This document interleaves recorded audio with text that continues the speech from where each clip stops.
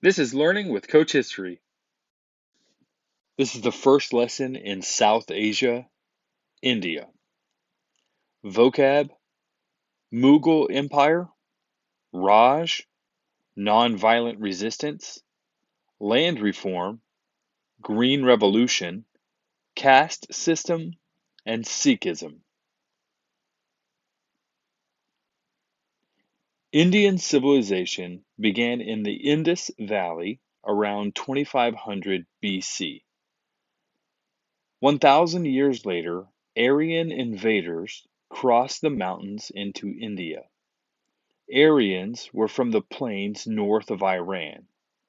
The Aryans established small kingdoms on the Ganges plain.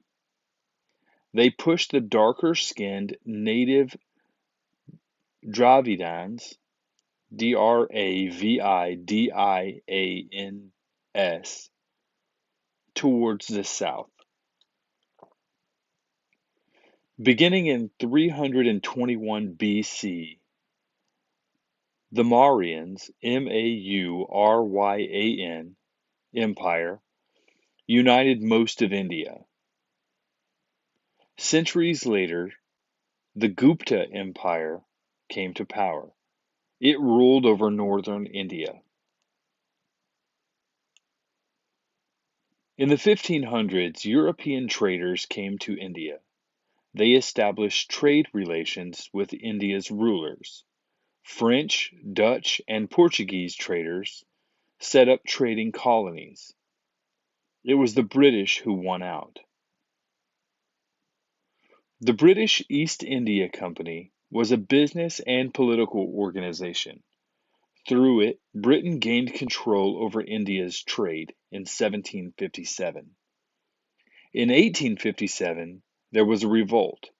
Britain put down the revolt and established direct rule over India. The period of British rule, called the Raj, lasted for 90 years. British rule brought some benefit to India, but most Indians resented it. The Indian leader, Mohandas Gandhi, began an opposition movement. He used nonviolent resistance, a form of protest that never used violence. In 1947, India became independent. Under Prime Minister Nehru, India adopted a constitution. India became a democratic republic. Like the United States, India is a federation of states. It is held together by a strong central government. Like Britain, India's top official is a prime minister. Ethnic, cultural, and religious factors influence Indian politics. Muslims, Sikhs, and Tamils, Tamils, are minorities whose interest must be taken into account. There are about 150 million Muslims in India. In 1984, Sikhs were angered by Indian policies. They killed Prime Minister Indira Gandhi, who's daughter of Nehru. 7 years later, Tamil extremists killed Indira Gandhi's son, Prime Minister Rajiv Gandhi. Most Indians work on farms. The majority of farms are small. Land reform would mean a more balanced distribution of land. However, land reform has not made much progress. One change has made a big difference. One change has made a big difference. Agricultural scientists developed grains that yielded more food. They also introduced new farming techniques to improve production. These developments came to be called the Green Revolution. These discoveries were used to avert famine in India. Industry is important. Cotton textiles have long been a major product. Now India is a major producer of iron, steel, chemicals, machinery, and food products. The city of Bangalore is home to hundreds of computer companies. They are taking advantage of India's low wages and highly skilled workers.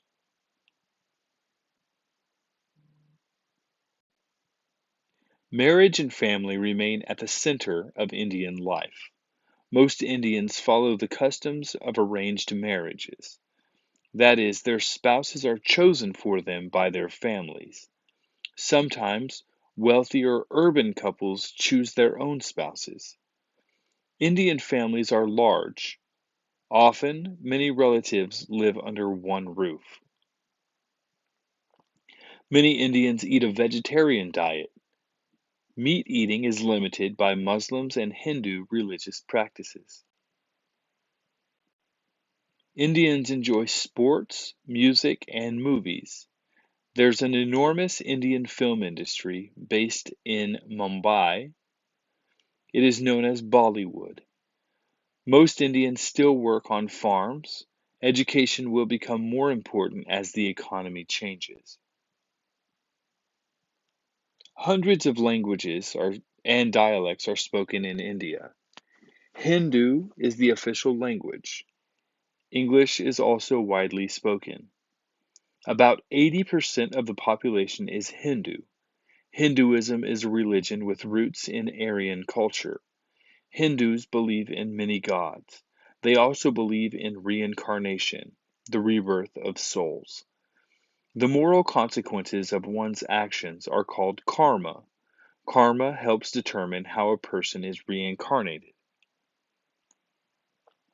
The caste system was the Aryan system of social classes. Four castes made up the original system. The Brahmins were the priests and scholars. The Kshatriyas, Kshatriyas were rulers and warriors. The Vaishyas were farmers and merchants. The Sudras were artisans and laborers. Outside the caste system were the Dalits, Dalits, or untouchables. These were the people who had the lowest status. While the system brought social order, it also caused discrimination and limited people's ability to improve their lot in life. The caste system still plays a significant role in Indian daily life.